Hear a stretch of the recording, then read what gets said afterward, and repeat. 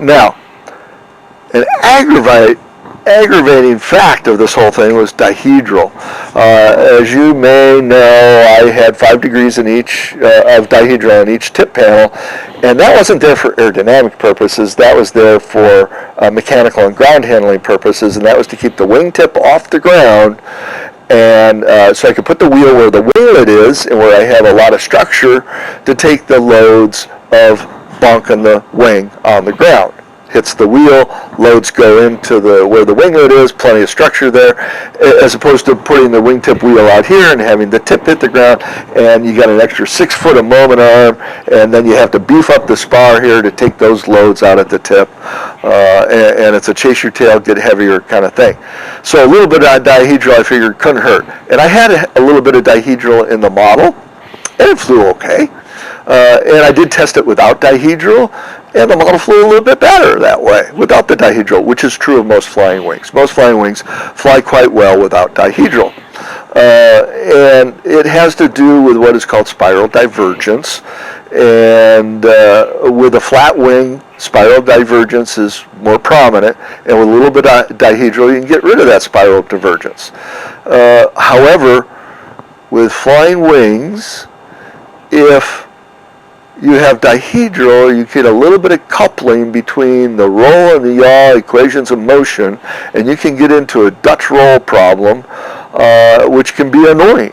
It's kind of this one, and that's when people say, flying wings are unstable. Well, Dutch roll isn't necessarily an unstable mode, it's an annoying mode is what it is. Spiral divergence, however, is another problem, and that is where when you start to roll, if I got a flat wing, no dihedral, and the equations of motion are uncoupled, I will have spiral divergence. If you let go of the controls, it will continue to bank steeper and steeper and go into a turn, and you go into spiral dive. That's bad too. However, the period of that motion is very long, and pilots react way before anything goes bad and correct for it. So spiral divergence in a flat flying wing is dealt with by the computer that's up here in the pilot's head. And they process the controls in such a way that spiral divergence does not exceed certain boundaries and become a problem. However, there's another factor about dihedral, and I made just this incredibly detailed scale model of a wing with dihedral. Flat wing, got some dihedral out here. And that is called the dihedral effect. And if you've ever seen a model glider fly with rudder and elevator only, when it goes into a turn, it rolls quite nicely. And you go, oh, how does it do that? It's only got a rudder on it. Rudder makes you do this, side to side. Doesn't make you do this. However, on models, when they hit the rudder, it rolls and yaws into the turn. How does that work? Well, that's called dihedral effect. Most models have some dihedral out here. And what happens is, as the aircraft begins to yaw like this, the angle of attack on this wingtip goes down, and the angle of attack on this one goes up, and it's a trigonometry thing. I have flow coming in this way, and I'm going to exaggerate, I'm at this angle of attack, and my wing's like this, and I yaw. Well, because of this dihedral, I'm now at a higher angle of attack. And because of this dihedral, I'm now at a lower angle of attack. That causes a significant rolling moment. That's how human-powered aircraft fly. I don't know of a human-powered aircraft, any recent ones, that actually have ailerons on them. They don't.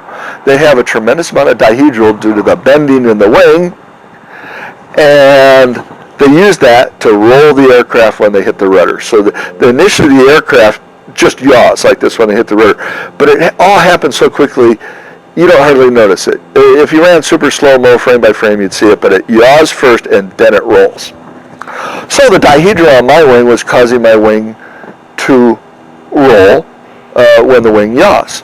Well, when the aileron goes down and the flow separates, the wing yaws the wrong way. So that means it rolls the wrong way also. So compounding the problem. Not only am I flying along and I'm trying to roll to the right, and my nose yaws left, changes the load on the wing to create a rolling moment opposite of the way that I want to go, and the wing begins to flatten out. I go, uh-oh, I'm going, and then you add in even more aileron. So wow, rapidly divergent system, partially aggravated by the dihedral. So dihedral's got to go. And those of you on Patreon know that I've already taken that dihedral out of the wing.